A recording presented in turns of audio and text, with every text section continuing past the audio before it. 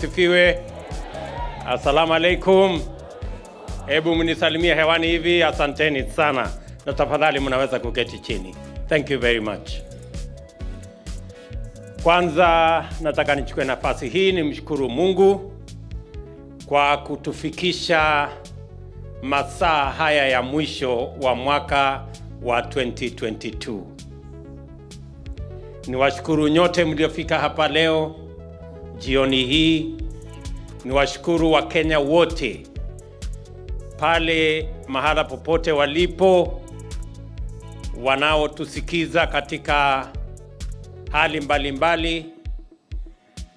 Na niseme ya kwamba tumefika hapa leo katika masaa haya tuweze kuvuka mwaka pamoja. Tunajikumbusha kwamba mwaka huu ulipoanza tulikuwa na changamoto nyingi. Mambo ya ugonjwa wa corona ilitupatia changamoto. Ugonjwa ambao ulileta maafa na matatizo mengi, sio Kenya, sio bara letu, lakini dunia nzima. Tukawa pia na changamoto ya mambo ya drought, kukosekana kwa mvua ikaleta matatizo makubwa. Tukawa pia na shida ya ukosefu wa usalama sehemu nyingi ya dunia hii, Ukraine, Russia, hapa DRC, kule South Sudan, majirani zetu hapa Somalia. Lakini Mungu ametunusuru na ametufikisha mwisho wa mwaka wa 2022. Tunamshukuru Mungu jameni kwa sababu ametufikisha hapa. Mbali na zile changamoto zote, God has made it possible for us to see the dying moments of the year 2022 as a people, as a nation. And I want to thank God for each and every Kenyan that today we are celebrating this evening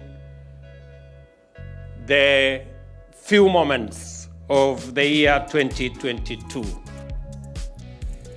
Vile vile tulikuwa na mtihani mkubwa wa uchaguzi katika taifa letu la Kenya.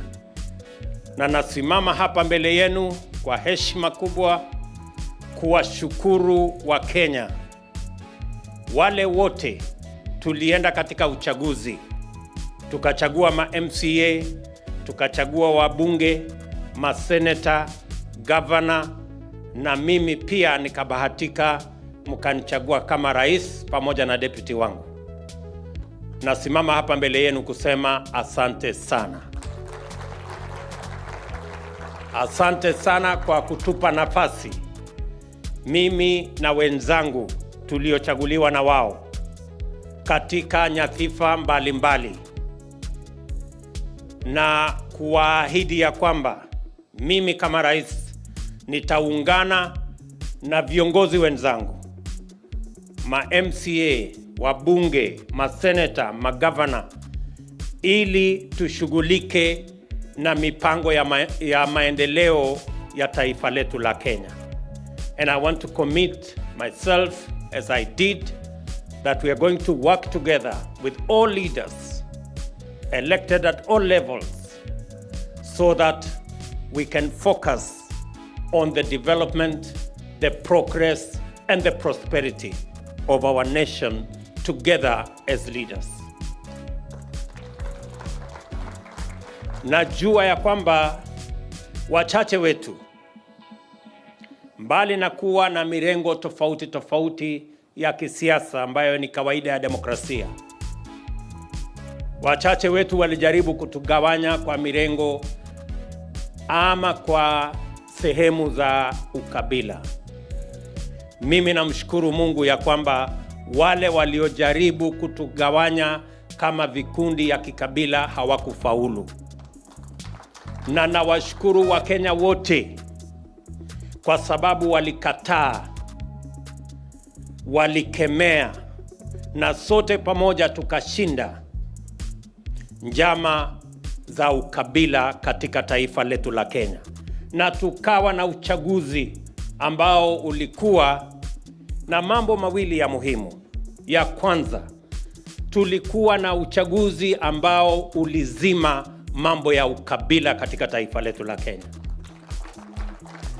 Na jambo la pili, tukawa na uchaguzi ambao ulikuwa ni historia, kwamba tulikuwa na uchaguzi wa amani katika taifa letu la Kenya. Na kwa msingi huo wa kuunganisha Wakenya na kuondoa ukabila katika siasa zetu, na katika msingi wa kuweka amani katika taifa letu la Kenya, mimi nataka niwaambie Wakenya huo msingi, mimi na wenzangu hawa ambao wamechaguliwa pamoja na mimi katika sehemu mbalimbali, tutajenga juu ya hiyo msingi kuhakikisha ya kwamba sote tunaungana kama taifa. Na tayari nimewaambia wale wote wanaofanya kazi pamoja na mimi, kutoka assistant chief mpaka regional commissioner, askari wetu wote, nimewaambia ya kwamba katika taifa letu la Kenya tuko na viongozi ambao wako katika upande wa serikali, tuko na viongozi ambao wako katika upinzani, lakini hawa wote ni watumishi wa wananchi wa taifa letu la Kenya. Na nimewaambia ya kwamba lazima kila kiongozi aheshimiwe mahali amechaguliwa. Kila mmoja wetu tujue ya kwamba hakuna wananchi wa upinzani na wa serikali. Wananchi wote ni wananchi wa taifa moja, taifa la Kenya. Na sisi kama viongozi tulio upande wa serikali na tulio upande wa upinzani, sote ni wafanyikazi wa wananchi wa taifa letu la Kenya. Na waomba viongozi wote katika safari hiyo tujue ya kwamba sote tunawatumikia wananchi wa taifa letu la Kenya. Ile kazi tu imegawanywa, ni kwamba kutakuwa na wale wanaendesha serikali na kutakuwa na wale wanasahihisha hiyo serikali, ili tuweze kuwa na uadilifu katika uongozi wa taifa letu la Kenya na tuweze kushughulikia mambo yanayofaa wananchi wote wa taifa letu la Kenya. Jambo la pili, napenda kuwauliza nyote kwamba sisi tumekula kiapo, na tumekula kiapo kusema ukweli na kuendesha mambo ya taifa letu la Kenya kulingana na katiba na sheria ya taifa letu. Na kwa sababu hiyo kuna maamuzi ambayo ni lazima tuyafanye, maamuzi ambayo kwa kawaida pengine sio maamuzi ambayo ni popular katika ile ambayo inasemekana. And I want to say this very categorically, that as president and as leaders, we are going to make the decisions that are necessary for us to make progress as a nation. When I came in the office, I had to make difficult decisions about our economy because we were not doing well, and we need to change the foundation of our economy. I found that there were decisions that were made for political expediency for that time because we had an election. And the decisions about some subsidies in unga, subsidies in fuel, subsidies in electricity, that were not informed by the science of our economy, but were informed by the expediency of the political moment that existed at that time. We've had to do away with those subsidies because otherwise they would cost our economy big time. We would be spending close to 25 billion shillings every month to subsidize some of the projects or programs that were set out. We did away with those subsidies in August, and I am happy that we have saved our economy huge amounts of money, and we are now well on the way to making sure that we invest in the areas that will drive our economy in a sustainable manner. Let me inform my good countrymen that we agreed that we are going to build this economy from bottom going up. And we have started that journey by making sure that our economy is founded on sound economic policies that will stand the test of time today, tomorrow, and the years to come. And that is why I am very confident that we have now laid the foundation that will take our economy away from dependence on debt to dependence on revenues that are raised by taxpayers in Kenya. Nawaambia ndugu zangu wa Kenya, hatuwezi kuendesha taifa letu katika msingi wa kukopa madeni. Mzee Mwai Kibaki alitufundisha ya kwamba msingi ambao unafaa kwenye uchumi ni msingi ambao unajengwa na ushuru na revenues ambazo Wakenya wenyewe wanazitoa. Mimi nataka niwaambie Wakenya, tayari tuko na dalili mzuri ya kwamba mwaka mmoja ijayo tutakuwa tumeongeza mapato yetu kutoka trilioni 2 mpaka trilioni 3. Na hivyo kufikia miaka 5 we will have doubled our revenues so that we can build our economy on the sound footing of our own revenues collected locally rather than being trapped in debt. So tunaendelea hivyo sisi wote, na haya ni mambo ya muhimu na ni lazima tuambiane ukweli ndio tuweze kujenga taifa letu, sio kwa siasa ya muda mfupi, lakini kwa msingi wa uchumi ambao utatufikisha mbali. Vile nilivyosema, tunajenga hii uchumi na maendeleo yetu tukianzia chini. Tayari tulikubaliana na nyinyi kama Wakenya ya kwamba tutaanza kuangazia uchumi ya wananchi walio na uwezo mdogo. Na ndio sababu tayari tumeweka Hustler Fund ambayo kufikia leo Wakenya wamekopa zaidi ya bilioni 20 kuendesha biashara zao pale chini. Na hiyo fund tutaiongezea kila mwezi mpaka tuhakikisha kwamba yule Mkenya amekopa shilingi 500 ataweza kukopa shilingi 50,000 tukiendelea mbele. Na vile kufikia mwezi ujao tutaanza awamu ya pili ambayo itashughulika na mambo ya SACCOS, itashughulika na mambo ya vyama na mambo ya cooperative, ndio tuweze kupatia nafasi kila Mkenya aweze kujijenga kibiashara, aweze kukopa kwa riba ya chini, na aweze kuhakikisha ya kwamba wale ambao wamekuwa wakihangaisha Wakenya kama mabroka na makatel na wale mashailok, sasa itawabidi watafute biashara ingine, kwa sababu hapo tutakuwa tumeshughulika pamoja na nyinyi. Vile nimekubaliana na magavana ya kwamba Wakenya wengi wanaoishi katika vitongoji duni ambayo inaitwa slums na sehemu zingine informal settlements, tumekubaliana ya kwamba every year tutajenga nyumba 1,200. Na tayari nimekubaliana na governor wa Mombasa ya kwamba program ya nyumba 10,000 za Mombasa tuanze kuipangia. Tayari inajengwa saa hizi nyumba 40,000. Tutaanzisha zingine mapema mwaka huu.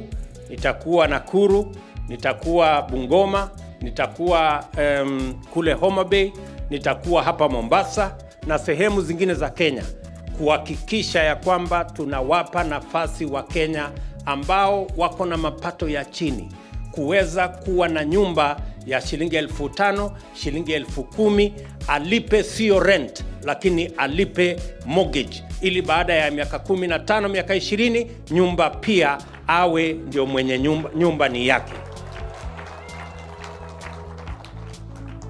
Vile vile tumekubaliana ya kwamba mambo ya kuteremusha ama kushusha gharama ya maisha ni lazima tushughulikie mambo ya chakula. Wananchi wengi wananiuliza maswali kuhusu mambo ya chakula na ni vizuri ni ajibu yale maswali. Ya kwanza ni kwamba njia mwafaka, the permanent solution towards matters of reducing our cost of food is not subsidy. It is to support our farmers to produce more food. Na ndio tumekubaliana ya kwamba mwaka huu tayari katika hapa Mombasa tuko na tani 1,200 ya mbolea ambayo itasaidia wakulima wetu kuanzia mwezi ujao. Tuhakikishe ya kwamba wakulima wetu wanapata msaada wa kuzalisha chakula, ndio chakula ipatikane kwa bei nafuu, ndio tuondoe shida na matatizo ya chakula kuwa bei ghali. Nambari ya pili, tumekubaliana ya kwamba tutatumia ardhi ya serikali ama mashamba ya corporations ya serikali, Agricultural Development Corporation, Agricultural Finance Corporation, NYS, prisons,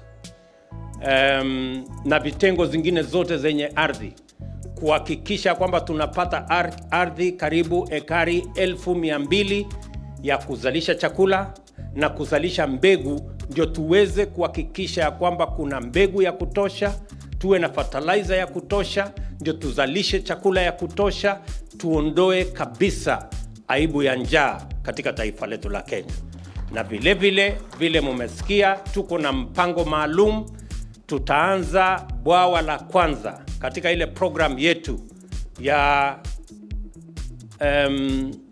private public partnership kuanzia mwezi wa 3 mwaka huu, ili tuweze kujenga mabwawa 100 za kwanza na 500 baadaye, kuhakikisha kwamba tunatega maji ya kutosha, tuna harvest maji ya kutosha, ndio tuweze kushughulika na matatizo ya maji ya matumizi nyumbani, maji ya mifugo zetu, na maji pia itatumika na wanyama, na vile maji itakayotumika na irrigation, tuweze kuzalisha chakula, tuweze kupeleka taifa letu mahali ambapo hatutakuwa na matatizo ya njaa.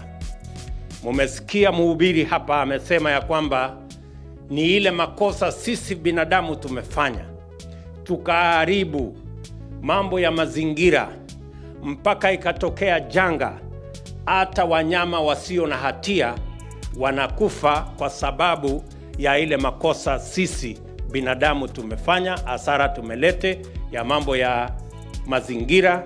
Na ndio mimi nakubaliana na governor wa hapa Mombasa, nimekubaliana na yeye vile amesema ya kwamba hapa Mombasa akiajiri mtu mmoja nitamuajiria mtu mwingine mmoja. Akiajiri watu 1,000 nitaajiri watu wengine 1,000, waweze kusaidiana kusafisha Mombasa na vile kuweka hali ya mazingira hapa Mombasa.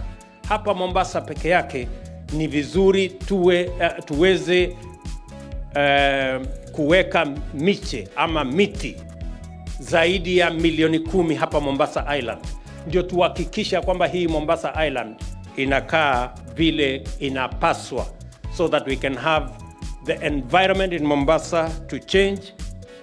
And I want to assure the governor of Mombasa, a very hard-working young man, my good brother, that we are going to work together, as I will work with other governors, to make sure that matters environment are not matters political, they are matters life and death.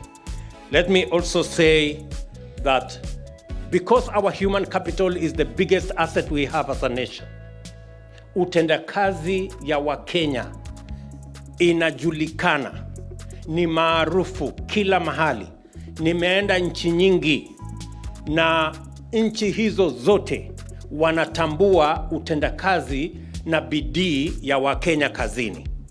Na ili tuweze kuhakikisha ya kwamba we sharpen that human capital, ndio sababu tumesema ni vizuri turekebishe mambo yetu ya masomo.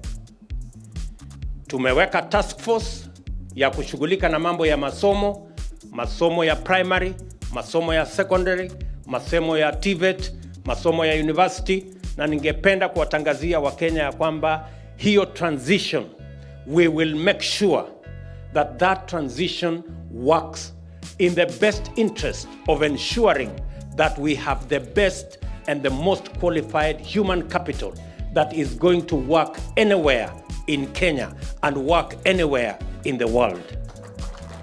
It is our intention to build a world-class human capital using our education system. And that is why we have set out this January, we are going to hire an additional 30,000 teachers to make sure that our primary to junior secondary transition is faultless.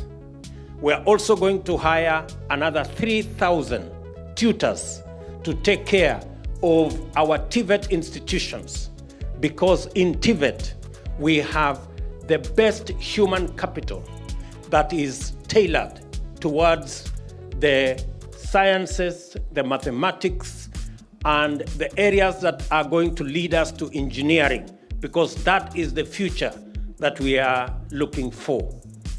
Apart from hiring teachers for our for our primary and junior secondary, we're going to hire also, as I have said, 3,000 teachers or tutors for our TVET institutions.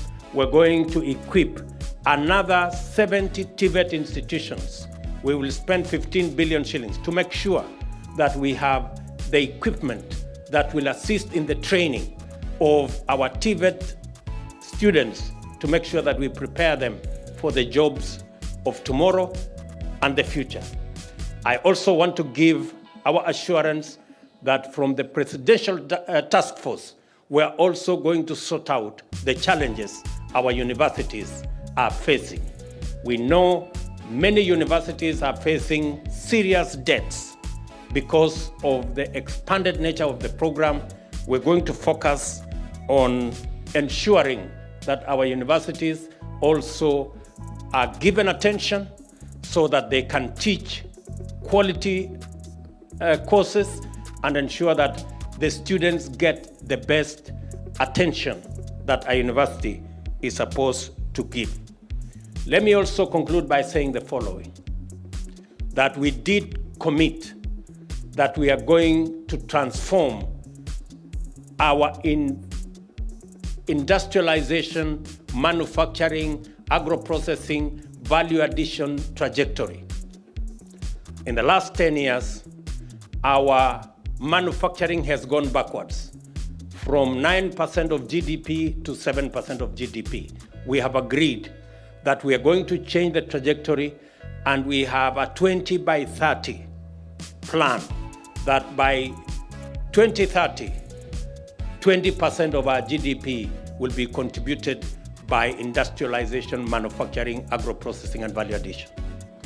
And along that line, Mombasa, Naivasha, and Athi River will be the epicenter of our program on ensuring that our special economic zones contribute to our manufacturing endeavor. I have already instructed that the Dongo Kundu program that was supposed to be ready by 2028 be brought forward to 2025.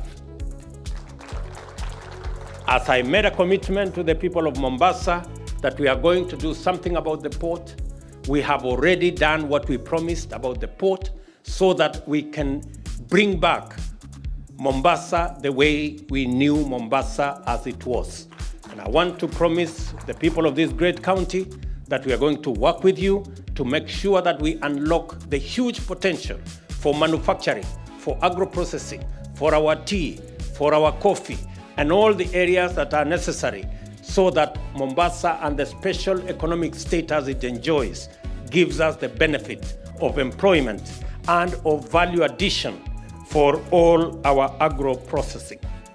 I also want to commit that the industrial city in Naivasha is going to be the epicenter for all our production in leather, in textile, and in all the other areas so that we can make the best use of the SGR and make sure that it gives us the benefit it is supposed to give. Mimi nataka niwahakikishie ya kwamba wakati tunaelekea hiyo safari, sote tutakuwa tumeungana, sote tutakuwa tunafanya hiyo kazi tukishirikiana, na mimi nataka muelewe ya kwamba hiyo safari haiwezi kutekelezwa na wachache. Haiwezi kutekelezwa na mtu mmoja.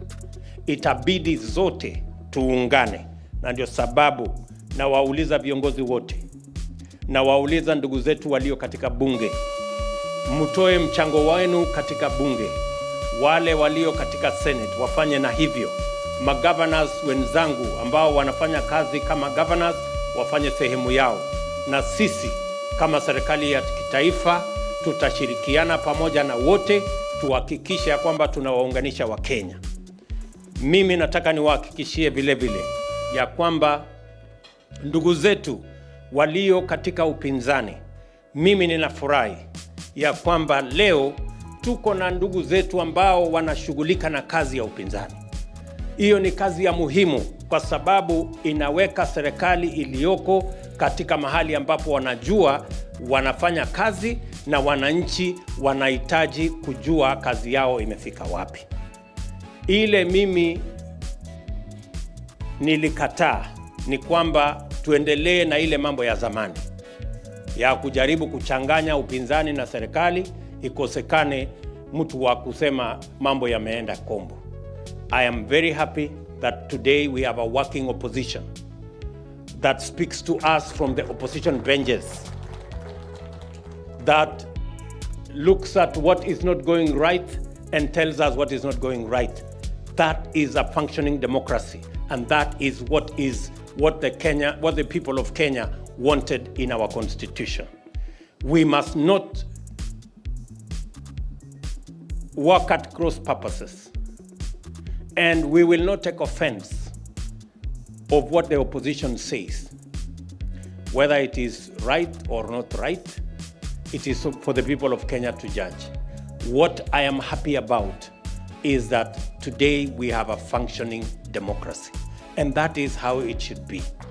Hakuna haja ya kusumbuana. Mimi nang'ang'ana pande hii na mambo ya kuendesha mambo ya serikali. Wale ndugu zetu pia wanang'ang'ana upande ile na kusukuma mambo ya upinzani. Hiyo ni mambo mzuri sana. Tuendelee namna hiyo. Kenya iweze kwenda mbele na Wakenya watafaidika hapa katikati. Sote tuungane katika kushughulikia mambo ya Wakenya. Mimi nataka nimalizie kwa kusema ya kwamba nimefurahi sana kufika mji huu wa Mombasa. Nataka niombe wabunge wenzangu, ama wabunge ndugu zangu, tusaidiane katika mambo ya mazingira. Climate change is a reality.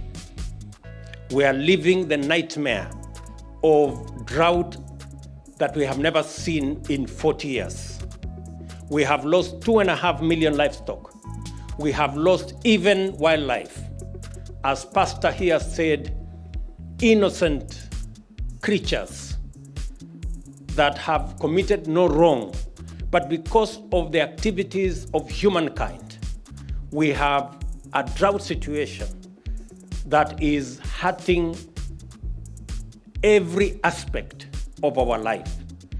And even if there was no climate change, making sure that we plant trees everywhere is still the right thing to do.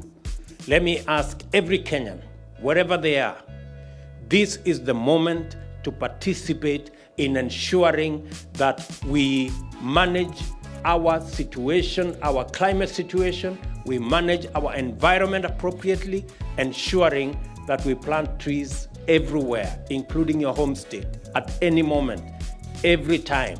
I think it is correct to say to plant trees, there is no correct time. Anytime you should be able to plant trees. And I want to tell all the counties that I'm going to work with them. I'm going to work with every county.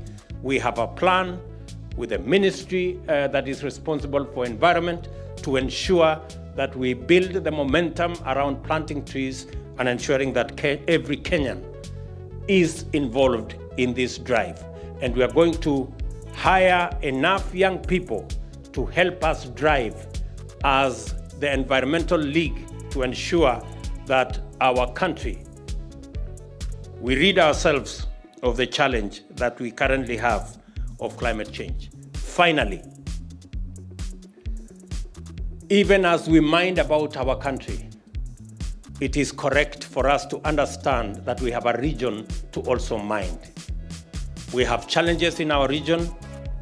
We have challenges in Somalia.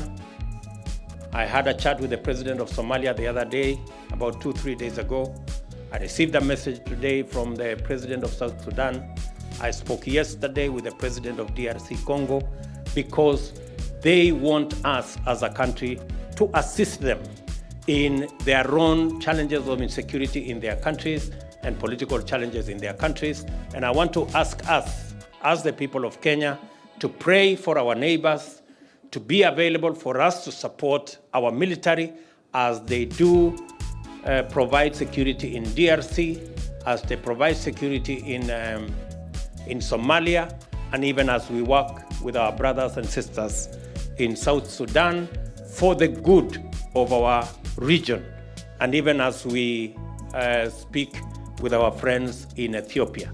All of us are in this region, and as was said by somebody, there is a reason why we are the leaders, we are the people in Kenya at this point in time, and we need to work together.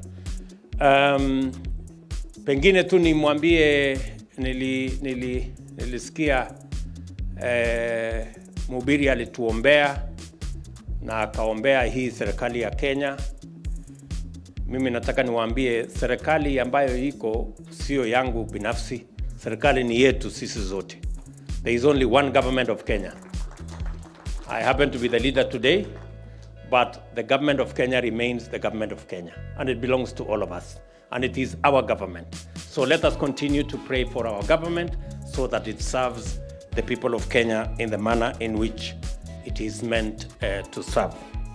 Nataka nimalizie hapo na niwashukuru sana. Niliona vizuri niongee kabla ya kufika wakati ambao tuta celebrate kuvuka mwaka. Mimi nataka niwaambie ninyi mlio hapa na wale wote wa Kenya walio sehemu mbalimbali za taifa letu la Kenya, Happy New Year, Happy 2023. Natazamia kufanya kazi na nyinyi wote, kushughulika na mambo ya Kenya pamoja na Wakenya wote, na sote tuweze kuchangia mahali ambapo tunaweza, kwa kiasi ambayo tunaweza, katika kusukuma gurudumu la taifa letu liende mbele, kwa sababu hapo ndipo uwezo wa kila mmoja wetu unahitajika. Nitachukua sasa nafasi hii niulize bandi yetu ya polisi wakukaribia hapa, wako karibu, na niulize pia ile kwaya ilikuwa hapa wakuje hapa, ndio tuweze ikifika saa 6 tuweze kuimba ile wimbo ambayo na sote nafikiri tutasimama wakati huo, tuweze kuimba ile wimbo ya ule jamaa anaitwa Ruben Kigame ambaye alikuwa yearmate yangu kule university, na ni mtu ya mji wangu wa Eldoret mahali mimi natoka, lakini ameimba wimbo mzuri sana, si ndio? Kwa sababu bado tuko na dakika 2 ama 3 ama 5, wacha nimuite Mama Rachel akuje hapa awasalimie na tuombe ndio ikifika hiyo saa 6 tuweze kufanya hiyo celebration.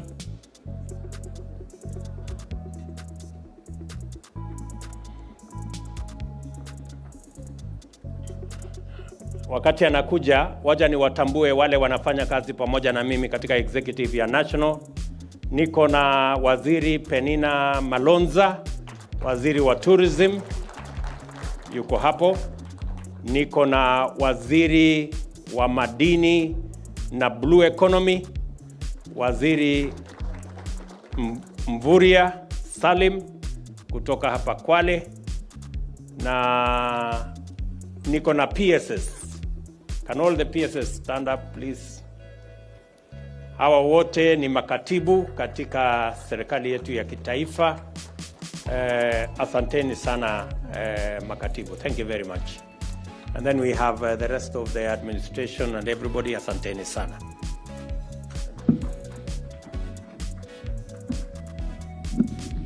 Asante sana rais wetu, rais wa Jamhuri ya Kenya. Ningependa kuwasalimu nyote katika jina la Bwana wetu Yesu Kristo. Hamjambo? Hamjambo tena? Happy